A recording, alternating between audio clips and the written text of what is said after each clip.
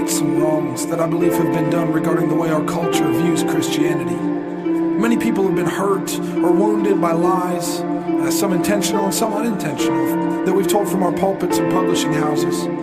So for the sake of the confused, the disaffected, and the misdirected, on behalf of those of us Christians that are often overambitious and undereducated, I want to apologize. Listen, I'm sorry if any preacher has ever led you to believe that walking your faith out in a real world would be easy. I'm sorry if we ever led you to believe that the authority of our ministry began at the pulpit and not in the prayer closet. I'm sorry if we've ever given you the idea that you could live for the glory of God on your own terms, or that salvation could be had cheaply or casually. No, the cost is great, but the reward is even greater. So I apologize that we've too often misused the grace of our God as an excuse to ignore Him instead of the power to honor Him. I want to see it fixed today, once and for all. In our genuine desire to see the lost saved, we've cheapened the issue of salvation. We've made easy what we were trying to make simple. Now, salvation is simple, but it's not easy. And I'm truly sorry if you've gotten any other message from our Christian community. It's not about having your best life now. It's not about gaining health, wealth, and prosperity. It's about being saved from His wrath for His glory.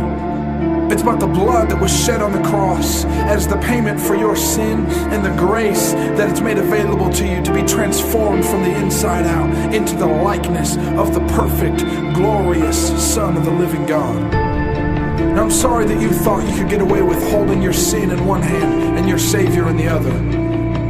I'm sorry if you were ever told that all you had to do was repeat after me, just say this prayer, or sign your name on the dotted line. Brother, there's no magic word for salvation.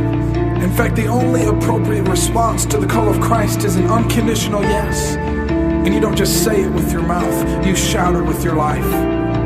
I'm sorry if you believed that you might be able to follow Him without being insulted, misunderstood, and rejected. I'm sorry if there was ever a preacher that painted such an insignificant picture of Yeshua as to let you believe that you could continue living the same life after meeting Him that you did before. Now, He's worthy of so much more. Listen, if we increase the value of Christ, we don't have to decrease the cost of discipleship. And I'm sorry for those who have taught you that you wouldn't have to give anything to have Him. That's simply not true.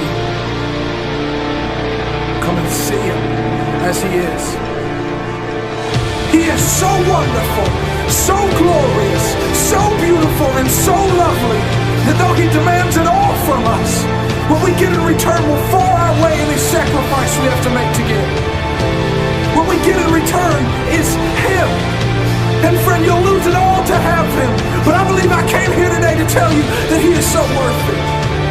He's worth the suffering. He's worth the rejection. He's worth the discipline. He's worth the sacrifice. Because He's that perfect. He's that precious. He's that